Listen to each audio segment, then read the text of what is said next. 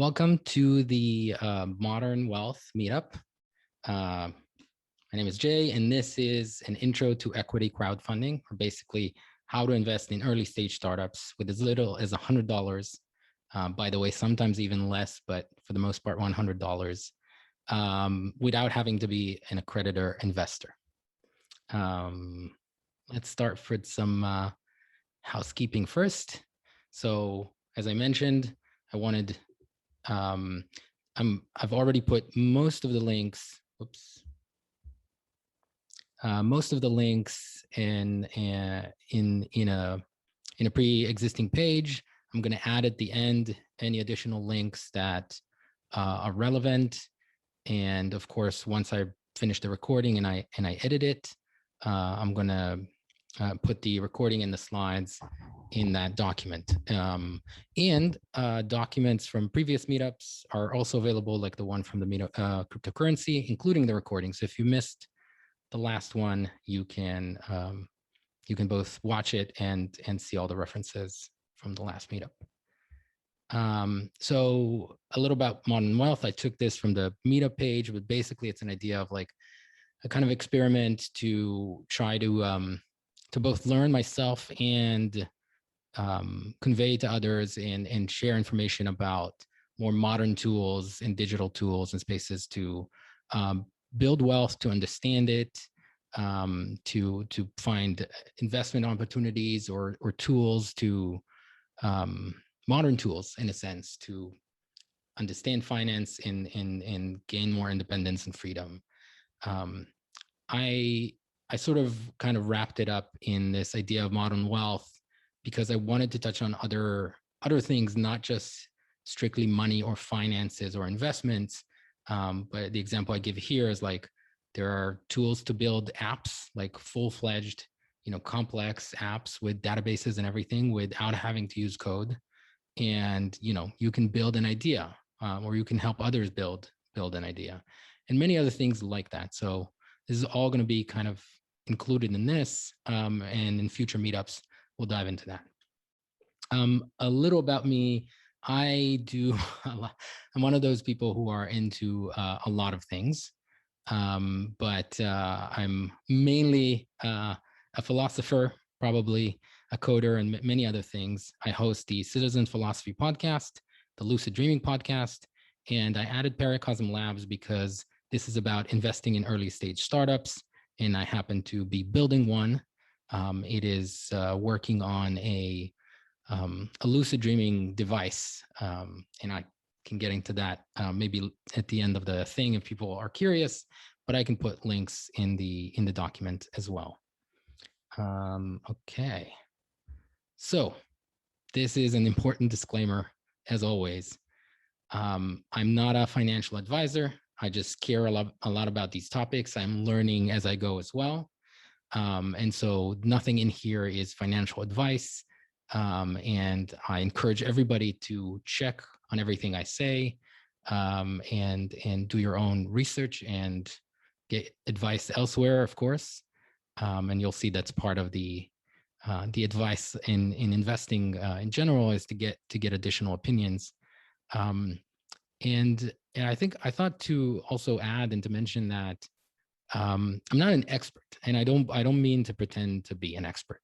Part of the idea of this sort of experimental meetup is to push myself into learning about some of these things that could be new to me. And as I will speak about specific things in the presentation, I will point out usually what really is not my area of expertise, and where I would encourage you to do more research and point you in ways to find more resources, and where I understand, or I believe that I understand more, because I think it's important. But I want to be clear about all those things as best I can.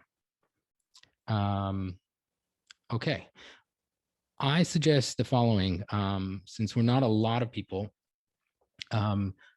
If you have a questions or something not clear, you can sort of chime in and ask a question. Otherwise, you can wait until the end of a segment, and basically a single page in this presentation as a segment. But otherwise, you can ask a question anytime. So what I wanted to convey in this whole presentation, what basically is the story here? I do want to go over some of the previous and existing kind of investment models for investing in startups, and then focus on basically what we're here to talk about, which is called equity crowdfunding. But the news is, and this was news to me until not long ago, is that you can now invest in early stage startups, where previously it was only available to people with a lot of money, or VC venture capitalists and big funds, and there were laws and rules about that prevented most of us from being able to invest.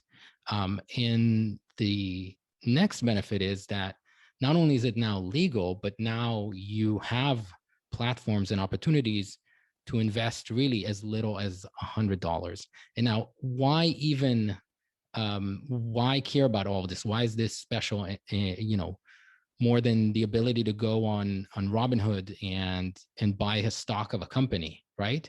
Is because that this is a unique kind of leverage. Here, you get the opportunity to invest in companies, as they call the early stage startups, way before they sell to a bigger company, way before they get on the stock market using, through a initial public offering, an IPO, or a direct listing, or any of those kind of exit events where more people have invested, their shares gets diluted. When you invest early on, your investment can be worth a lot more later. And that was not accessible for everyone. And now it is, which is very exciting to me. And I want to cover a little bit about trying to assess and understand the risk, and understand and calculate the benefits, how to do some due diligence, and some of the platforms where you can find these investment opportunities, and some of the advantages and disadvantages, and what they offer. Now, the laws, these new regulations, and I'll put a link to it in the notes. Actually, let me see here. This is the document that I'm referring to. This details really all the changes and when they happened. This was at the end of 2016, and then the first half of 2017 it took place. And you can understand also, like, what is what are the different brackets, and they do come with limits of, like, you can only invest a certain amount per year. But again, the barrier to entry has gotten much lower, and is far more accessible. There's a lot more details here on how to calculate all of that, which I don't have time to get into, and I don't fully understand everything myself. But I'll send you the link if you want to dive a little more into this. Okay. So I wanted to touch a little on kind of the existing models, VCs, venture capitalists, angel investing, and then point out some of the differences and important stuff for crowdfunding. Give me 1 second here.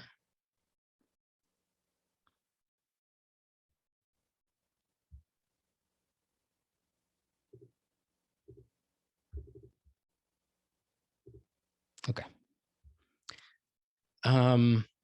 So the main difference is, so with VCs, these are usually much larger investments. They refer to companies or large funds where people pull money together to make investments.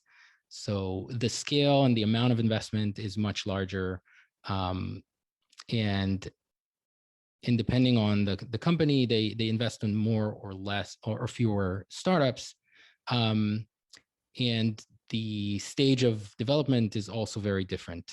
So VCs might invest in very early stage startups, but more often than not, they come in after angel investors, when there is more traction, sometimes when there's revenue, when there's a product, a prototype. Where angel investors are usually individuals, and they invest small amounts of money. Again, so small is relative. They might invest, $50,000 to $200,000 or something like that, where VCs will already go above $500,000 to several million dollars in investments. And angel investing is often, it starts the friends and family. Like when people are starting a company or starting a venture, they will reach out to people they know and raise a little bit of money in order to get started, and then go the VC route and try to raise money or go through an accelerator and so on. So I don't recall now where I got this statistic from, but I found that angel investors invest in about 2.5% of the deals that they see, and VCs invest in 0.25%. So, a quarter of a percent. And I think that kind of indicates a couple of things. One is the discernment, right? Like how, the level of filtering of what they invest in, but also it kind of implies the amount they invest in. So they rather invest a much larger amount in a smaller amount of companies, knowing that many of them would still fail. But if 1 in 10 really succeeds, the type of investments that they go for are ones that they're pretty sure will have a ridiculous, several orders of magnitude return. So what that does, which I think is kind of important for this idea, is that it excludes a lot of types of companies and a lot of types of entrepreneurs and founders. Because if you're creating a company and all you want is to create a sustainable business that will, make, I don't know, $1 million a year on a regular basis and not have to have infinite growth year over year, then VCs won't invest in you. Angel investors might, but that also depends, and maybe those will be harder to find. And this is one of those things where equity crowdfunding really changes the landscape. And so this basically opened up access to more investors, both on the investor side. So people like you and me can now actually invest in early stage startups, and that's amazing. So we get investment opportunities just as citizens, as people who might want to build a portfolio or diversify our income, or invest, or support the types of companies we want to see early on. And that is a new opportunity. But also on the company side, when startups are looking for investors, when they get money from venture capitalists or large funds, they are a lot more beholden to them in terms of how anywhere from decision making to product development, but more than anything else is the return on investment, in a sense. So there is a much larger pressure to make changes based on things that investors want, and to create a scenario in which kind of like the company continues to grow endlessly, or that they sell to a much larger company for a lot of money, which may or may not be good for their customers or to their vision of the product. Maybe they build it not just to make a lot of money, but they wanted some product to exist, or they wanted to serve a market that wasn't served. But, like sometimes you hear about a company you like or product you like being sold to Amazon or to Google, and then it gets shut down or it gets changed dramatically, or the privacy protections that were in place were no longer the case. Facebook. So this kind of changes the game, because now if you are raising money from a much larger amount of people, even if each individual additional investment is smaller, there is much less of that pressure. So it also does something else. The crowdfunding model, the equity crowdfunding model, and I do want to get to slightly differences in the regular crowdfunding that we know, which is Kickstarter, Indiegogo, and such. This is specifically about a regular, a financial type of investment. What it does, which I think is amazing, is that it reduces, or at least vastly changes, the bias in the industry. Because if, as we are looking at, like even angel investors, but also VCs, have a very narrow, or let's say they only invest in a small number of startups, right? But they come with their own perspectives and understanding. Maybe it's where they grew up, maybe it's what they're used to seeing. They might, just by default, not necessarily consciously or intentionally, kind of miss different opportunities or discriminate against various people and various backgrounds. And when you open it up to the crowds, you have a lot more investors. And that, again, has its own challenges, but at least you have a much higher opportunity to successfully raise money. And it's not an all or nothing, like one VC will give you a large sum of money. Now, even if you won't raise as much, you can still raise enough for what you need. And there are more people who might support you as a founder. And that really changes a lot of things. And it's, like I mentioned, it's kind of leveling the playing field. It's creating a different relationship type between founders and their investors and who supports them. And the expectations are different. I will try to get into a little bit of the nuances of things like, voting and other stuff. And beyond that, it's utilizing the existing customer base of startups that they might already have a lot of people supporting them, but maybe they're not making enough to really take it to the next level yet, or they need some cash investment infusion to build the next thing or have more runway or for R&D. And instead of or even in addition to going to raise from the old models and from a small group of individuals or funds, they can actually go directly to their fans and their customers now, because now it's legal, and say, hey, if you actually like us, if you want to invest in us, this is your chance.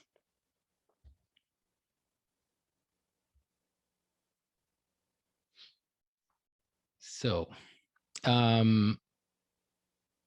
wanted to talk about, and again, let me know if anybody has any questions so far.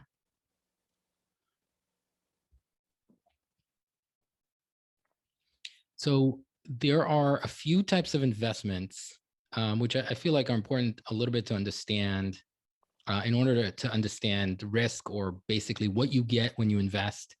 The most common one you'll see are safe notes.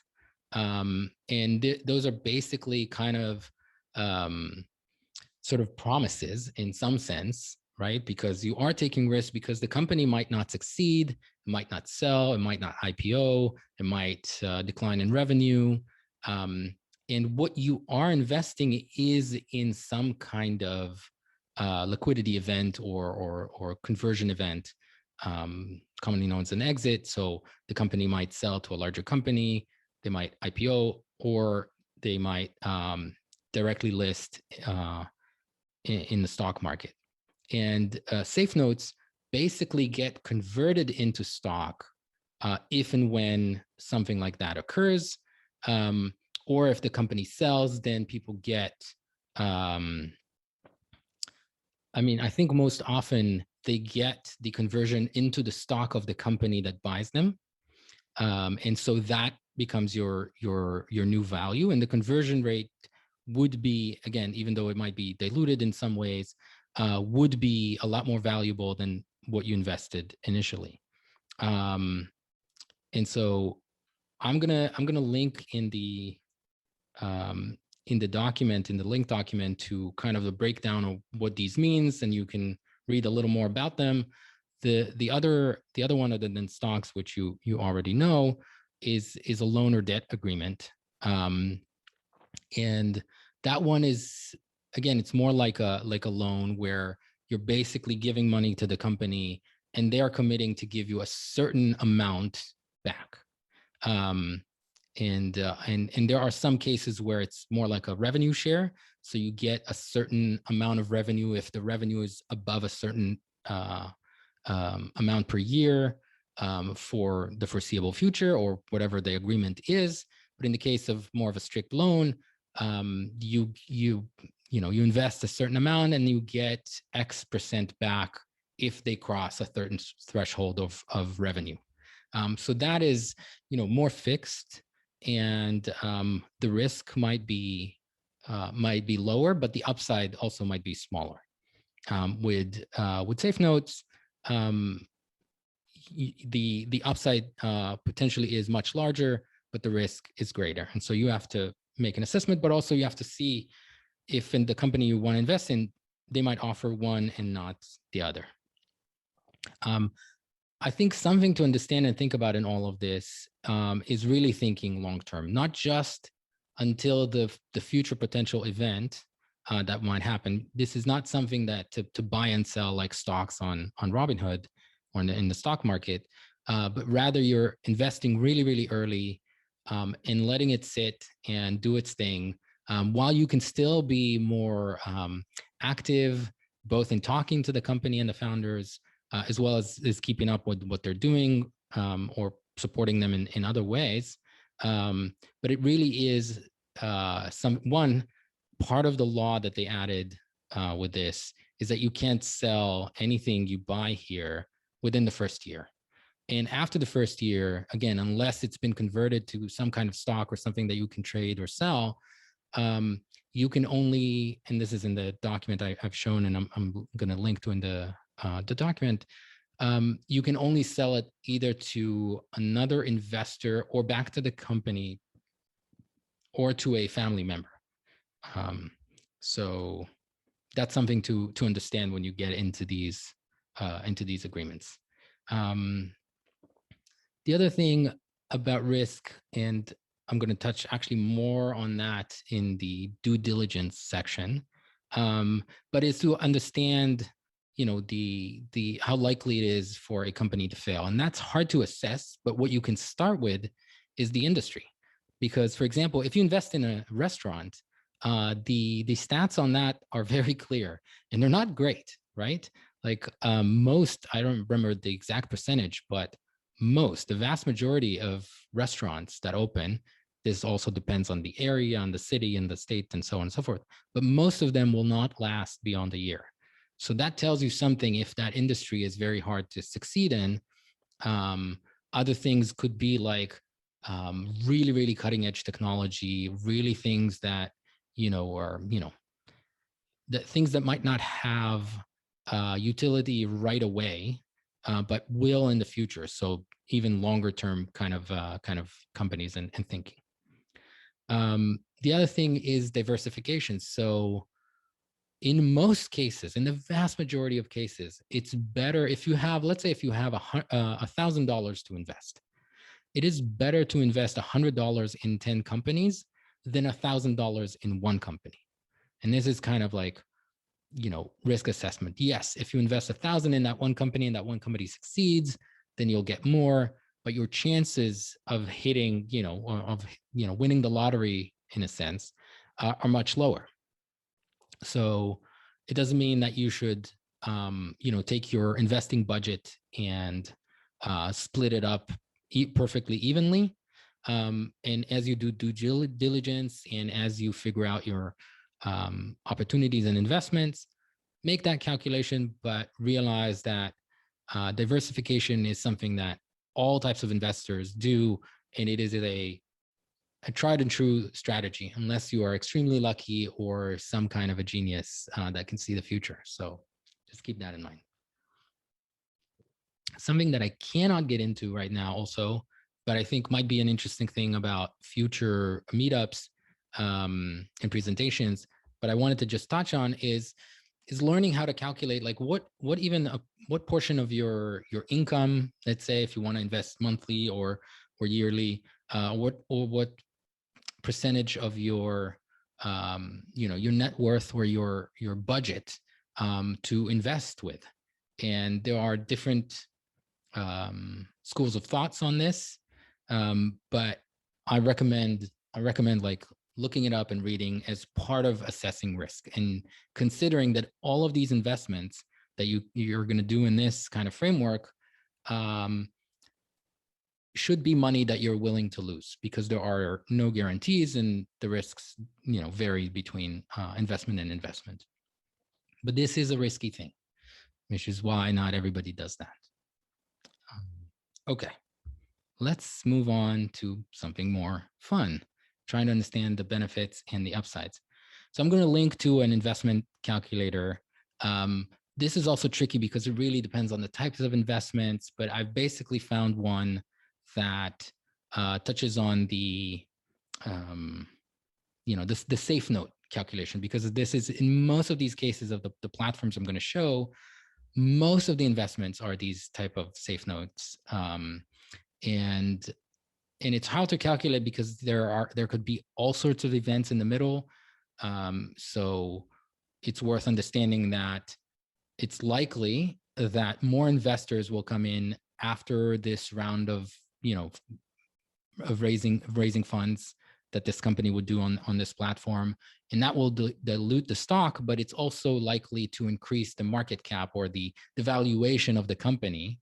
And so in most cases, it does not only balances itself out, but it increases the value of what you have.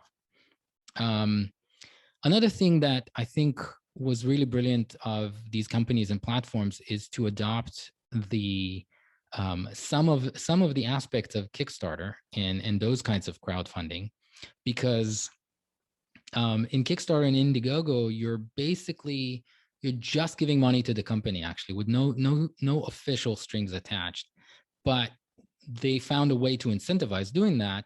And it's not just like, oh, I want to support this company because I want them to exist or I want this product to exist, but you also, in most cases, get the product or something.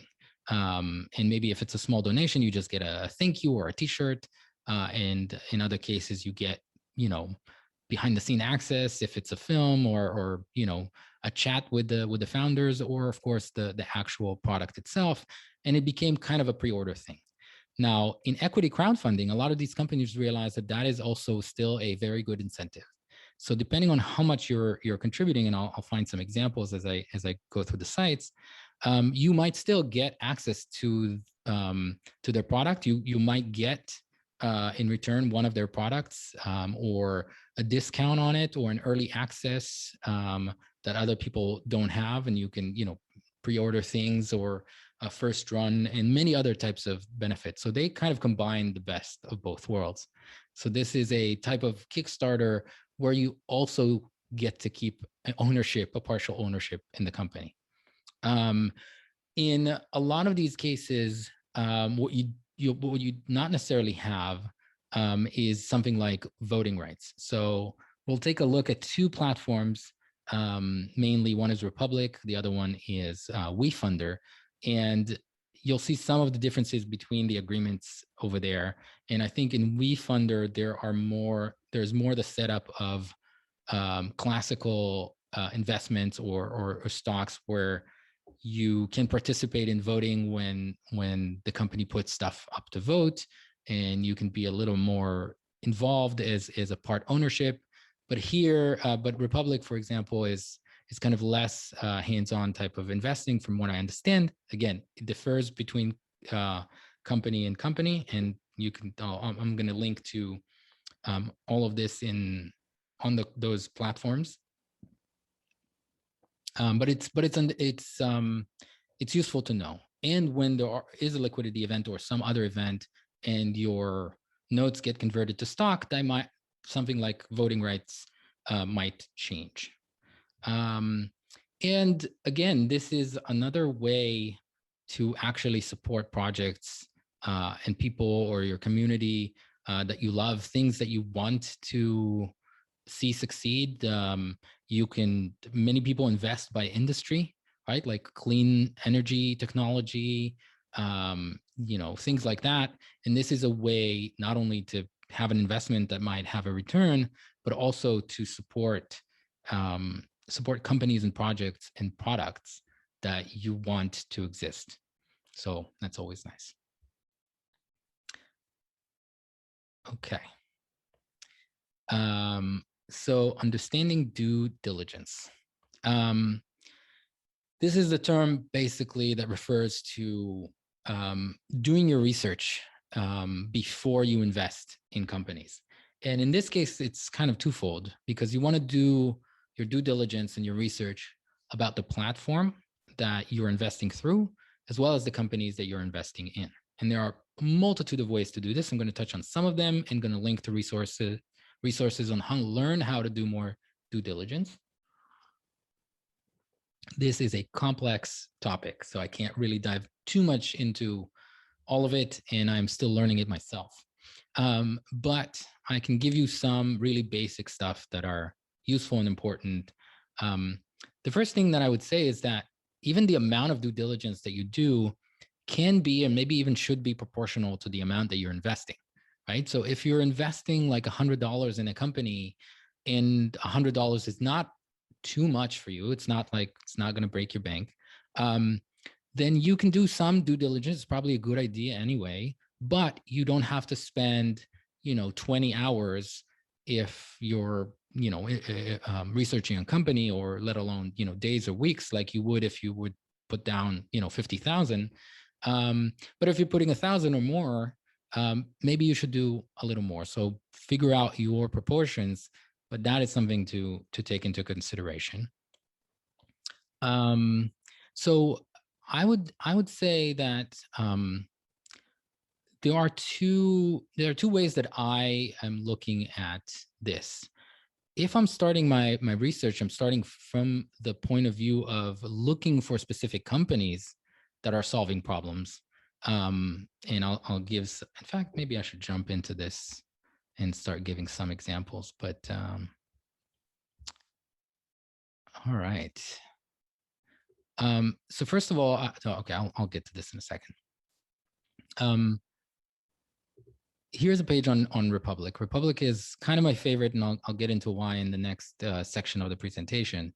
But I kind of stumbled upon all of this when I started looking for alternative meat startups, right? There's the ones that you kind of hear about, like Beyond Meat, and other ones.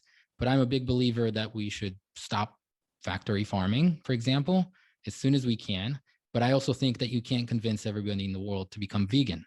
And so I'm a big believer in, the future or the potential of lab-grown meat to be, more healthy, better for the environment. You don't have to raise animals to create it. It's going to be probably even more nutritious. And so this kind of led me here. And that does a lot of the work for me, because if I know what the company is working on, and here's an example of some of them. This one makes plant-based jerky and burgers. They actually make kelp burgers, which I've had a chance to try, and they're pretty good. And so this one is one that I've invested in this case, and that kind of tells me already a fair amount. Let me jump back here. But otherwise, if you're just starting out and you don't know what to look for, what you're investing in, as you look at these companies and you browse through their through the companies that are on here, you have to kind of think of what problem are they solving, right? So is it a novel solution to an existing problem? Is it just a small revision on something? Is it another offering in a market that isn't crowded? In fact, it maybe isn't served a lot, even if it's not reinventing some wheel. It's good to understand really exactly what they're offering in terms of solution. And of course, in terms of the market itself, you want to understand who their competition is. So you can do searches like the name of the company. You can Google the name of the company, and then alternative or versus VS, and Google will autocomplete and give you various options. Or you can, of course, search the industry itself and start looking at their competition to kind of understand where they're fitting in the market, how difficult it would be for them to compete, and things like that. And then you want to look at the company itself, who created it, and the founders is usually the biggest indicator for VCs who invest in companies. In fact, the most often they'll invest in founders that they believe in, that have even some failed startups, if they have seen their potential to put together a product, to get people, to get users, even if it didn't pan out. If they know that they have a track record of building things and launching things, they might actually invest in them again. And it's often like you might hear the word pivot on when a company changes what they're actually working on or building, is sometimes because the investors still believe in the founders, but they've discovered that the product doesn't quite work, or there isn't a market for it, or something like that. So kind of, seeing who is behind the company is very, very useful. And then this is part of the competition thing, but you're looking for market fit. You're looking for existing statistics and information. And what's nice about these platforms, by the way, that I'm going to show you a little more about, is that in the case of Republic, is one of the things that I also like about it. The companies that show up here are already vetted by Republic and the people who work at Republic. So while you might not want to trust their due diligence blindly, they do explain how they're vetting companies. And I think this is worth reading and looking through. So this kind of helps a lot, like people like me, that I don't have all the time in the world, or a team to go through and understand all of these things. But in addition to that, what you're looking at when you're looking at companies, I'll show you another company that I've invested in. This is called Drink Monday. And again, this is my strategy for looking for companies to invest, but it might not necessarily should be yours.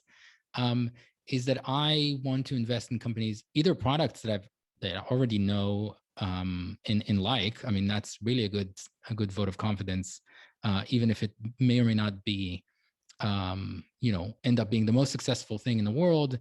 One, I want to support them and I want to help them succeed, but also I see the value in the product.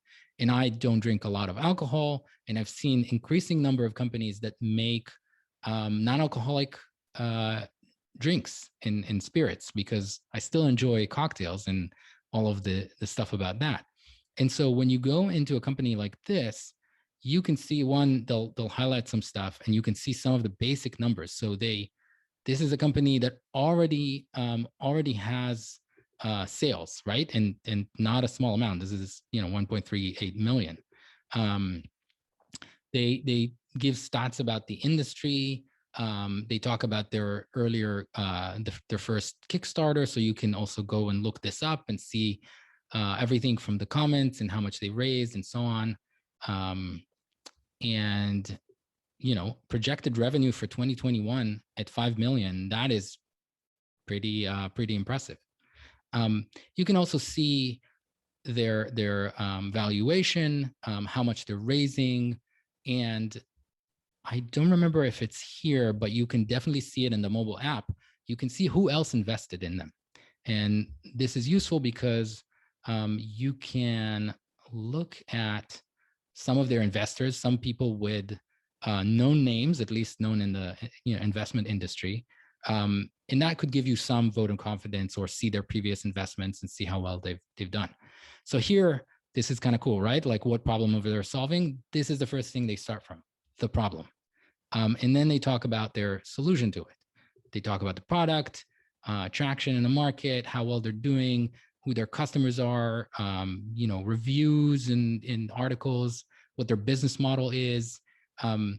This is why I love Republic, and WeFunder does some pretty well in that regard as well, is they have collected a lot of the data and information that you might want and need to do the due diligence. This is their due diligence in a sense. And you can add more on top of that because maybe you don't want to trust just what the company put here or what Republic has vetted. Here you see also competition. Who else is in the market? How well are they doing comparatively? What their vision. So what you want to know, like how they see their future. Let's see.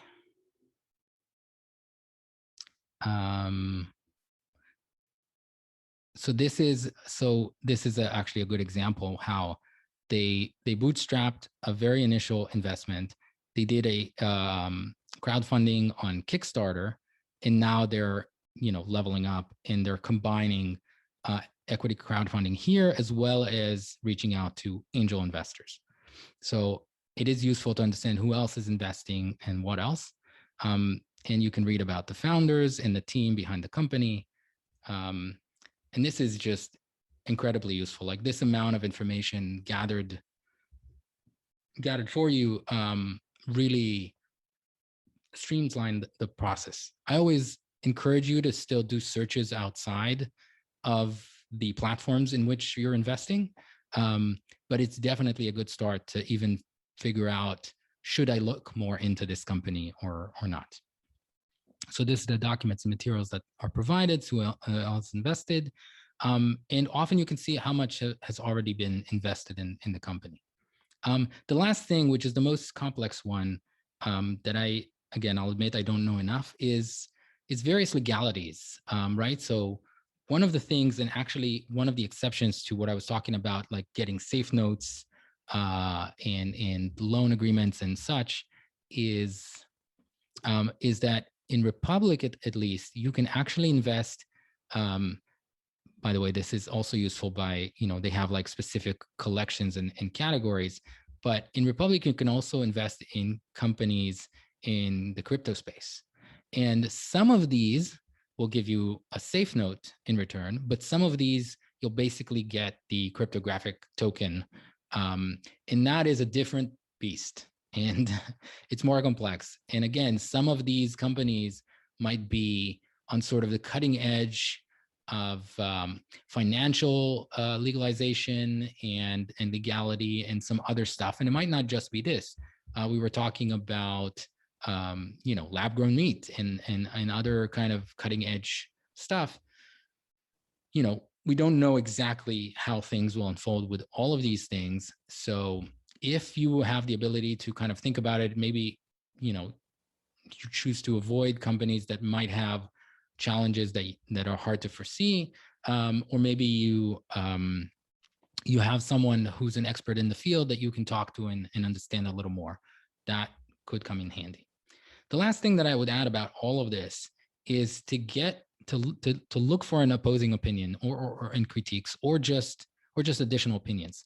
Maybe you have friends or family or people in your company or your industry or your field of interest that might have opinions on these that you may or may not want to run things like that by them. Maybe you have a group of friends where you invest together and you kind of push back on each other's proposals or ideas. But I think it's good to talk out loud with people and have them ask the questions that you may not think about. Like maybe you say, "Oh, have you heard about this cool company? And I think I want to invest in this." And then they say, "Yes, but what about X or Y? Or what about this?" Or and things to make you think like, "Oh, is this would this work for that company? Is it a good investment?" Or they might know about some other solution or another company that will put them out of business because they have a much better solution. Things like this. Okay. And now we're getting to the platforms, but before I just dive into those, I wanted to see if anybody had any questions about any of this so far. I had one question more on the legal side of things, more Okay. importantly, taxation.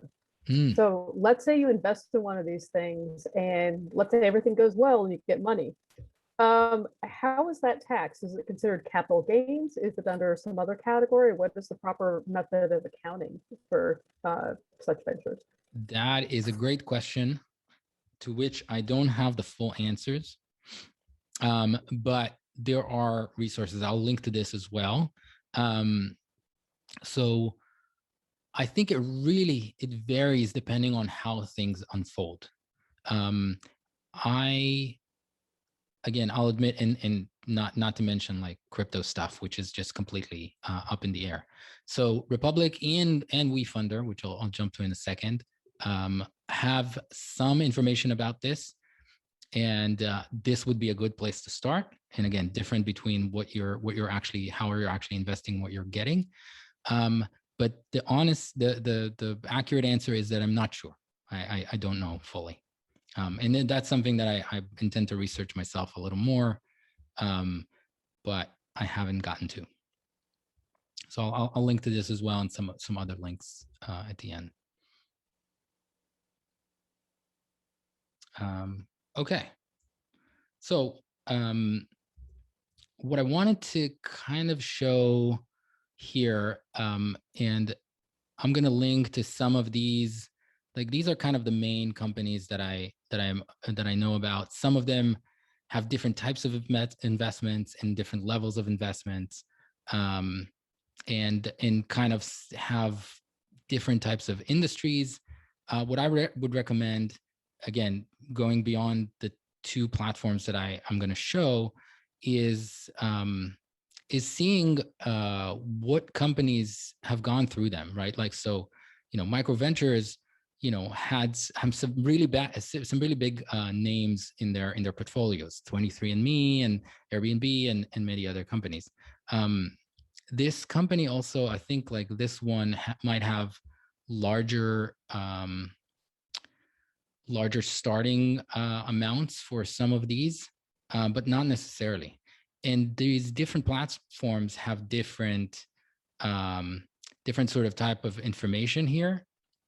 So this is kind of nice. So here you can quickly see that you also get an early bird perk of sorts, but not necessarily in others. And going through like who got funded and by how much can be useful.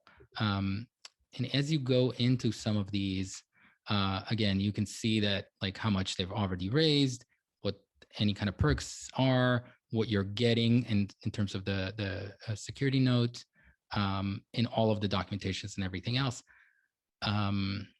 So take a look at these. They'll be on the list that I'm going to send. Like this one, for example, is as a mobile app only. You can't log in here. You can't really do anything. It's a little more on the modern side, I suppose. But they also have interesting companies. So I'll link to these, but let me jump into Republic and show some stuff here and why I like it. Republic is the one I've used the most. Actually, let me briefly just talk about WeFunder and then go into Republic. So WeFunder actually have been one of the early companies. They existed before the rules changed, and they were participating in some of this revolution. I invested in a company called NEUROHACKER Collective, that they create sort of customized supplements and nootropics. They do a lot of research. They are one of those super science geeks that gather together to try to make this kind of stuff. And they raised $2 million, and they're doing actually pretty well. Now, the reason I mentioned this is just to give the example again that I didn't just go on WeFunder looking for things to invest in. I ended up here because for me, and again, this is my strategy, this is a company I know whose products I've used and whose mission and founders I kind of believe in and want to support. And so this is how I ended up investing in this company here. Another cool thing in this one is that I don't know, at least with NeuroHacker, they're very responsive to questions. I mean, literally, like the CEO will respond to you, and there's a way to communicate with the company directly that's very useful. Another thing I wanted to show about WeFunder.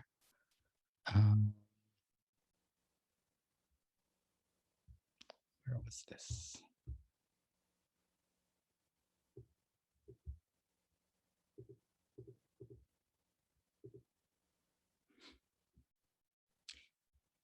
So if you go into their FAQs, there's a lot of, I'm actually linking to some of these for the details about the various, safe notes, convertible, and loan agreements and such. But here they talk about,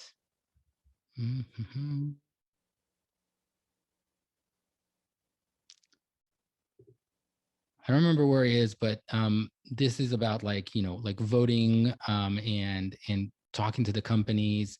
In their case, each company gets a the lead investor. This is an example.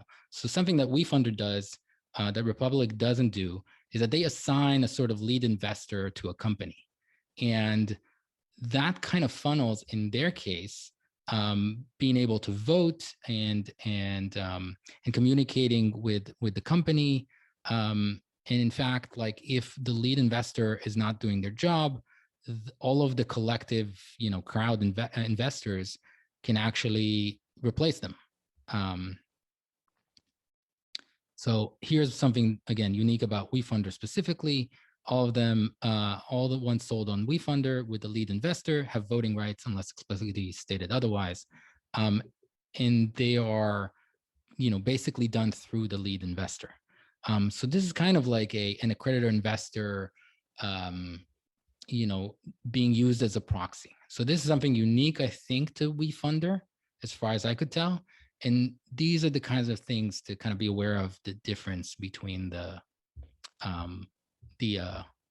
platforms. And as you look at, again, some of the companies that have been funded here, you can see that WeFunder themselves have somewhat of a good track records, or at least potentially with companies that you might know, and not just like random things that you're not sure about. Okay, so back to Republic. So again, they vet their the companies that actually get listed here. And in fact, I think they write somewhere about the fact that they only let less than 5% acceptance rate. So they get a lot of applications, but at least they claim to be very discerning, and so if a company passed through their filter, that's a good start, according to them. Another thing I like is that, one, they have a good interface both on desktop and on mobile. And when you're looking at some of these companies, I think this got funded completely already. So let me go to Kua maybe. Was it also completed? Yes. All right, I'll jump into a random company. All right, this one,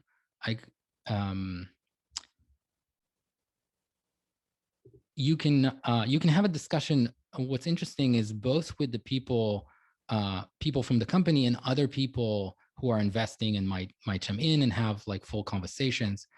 And I think the way they've done this is very useful. In fact, I've spoken to this person before, who's the CEO, and was able to get early access to this application. Right, this is a crypto wallet that are going to provide some decentralized finance investment options. And this is still in beta, but I went in here, I posted a comment. I said, hey, I would love to actually be able to play with the app in order to figure out if I want to invest or not. and the CEO just wrote me back and sent me a link to sign up for the beta, and that link doesn't exist anywhere. So the type of communication here seems pretty on the up and up, and is very useful. The other thing is that they have specific brackets, and they actually write and produce content. They have both a podcast and the blog, and they write about all of these industries that they host companies in. And of course, there's like kind of tags, so you can look at companies that are, their product is an app, or ones that are in biotech, and some of this kind of makes it easier to find the type of stuff that you want. Another unique thing for Republic is, if you don't want to have to deal with this, if you have done your due diligence about Republic and their own filtering process, and you just want to invest a certain amount and let them optimize it, right? They created this thing called Autopilot, which is basically allows you to diversify your investment automatically. And basically every month there's some amount that you're allocating, and they have a sort of panel that figures out what to invest in. What specifically, startups are only available for accredited investors, and then this is a way to get into those deal and automate the whole thing. I don't know how to think about this. I think it's a great idea, and it's just something to figure out. This is a good kind of overview of the breakdown, right? So they're kind of slicing it by industry and what the percentage are. And so this is kind of a cool option. So just something useful to know about. What else I wanted to show here? I have one question actually about the autopilot one. Yeah. Is it does it allow you to sell easily and have more liquidity than if you're to do it individually in small increments? I mean, not necessarily. I mean, because all it does is it takes a chunk of money and it spreads it across various startups, and you still have to wait and see how they do and if they sell. And Republic will be your sort of communication channel with the company. Although one of the companies that I invested in, I've reached out directly on Twitter with questions and stuff like that. Some of them have Discords and Slack channels that you can chat on. But when the company has updates, they will send them through Republic and through email. And so when events like a liquidity event occurs, and be able to go from there. I guess I was just more wondering, does it make exiting even more complicated in that you're basically participating in more different groups? Well, this is if you want to invest in many companies, regardless, right? So maybe you have a budget of, I don't know, $5,000 that you want to invest this year, and you want to diversify. So you can go and look and find, I don't know, 5 to 10 companies to invest in. But if you just know that you have this allocated for investments and you don't necessarily know which ones to invest in, you can let them figure that out. And just they're like your financial kind of advisor. You just give them your money and they invest for you because they've done the research, supposedly. But it won't be any different in terms of exit or liquidity events from investing in the same number of companies later on. This is a long-term strategy, and maybe in this case, it's a longer-term strategy. I don't know if that answers your question. Sort of. I guess that would just be my initial thought looking at it. First part would be like, oh, that's great. Have it be a lot simpler, closer to like an ETF equivalent. But then the second side of that is like, could you actually get out of it, or would it require even greater degree of patience and or trying to uninvest in like 20 different things? So it looks like the deals and the investments are separate. So the mechanism is automatic, but it's not like you're investing in an ETF or like a pool, right? Like that the S&P 500 or something. You're still investing in each individual companies, and it looks like as those happen, you can still say, oh, you know what, this one I don't like, get me out of this one, and you have 48 hours to kind of cancel that.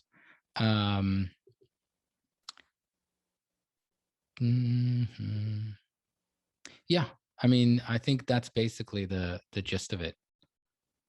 Yeah. Okay. The other thing is that they have really great investor education resources. I mean, their FAQ is packed with links to other stuff. They have a lot of good blog posts, and their podcast is pretty decent. And let's see. And yeah, I think this is worth looking into. Some investments are more time sensitive than others, so you want to kind of keep an eye on the either they're reaching their maximum investment goal, or there's a certain specific date. And yeah, I think that's mostly it.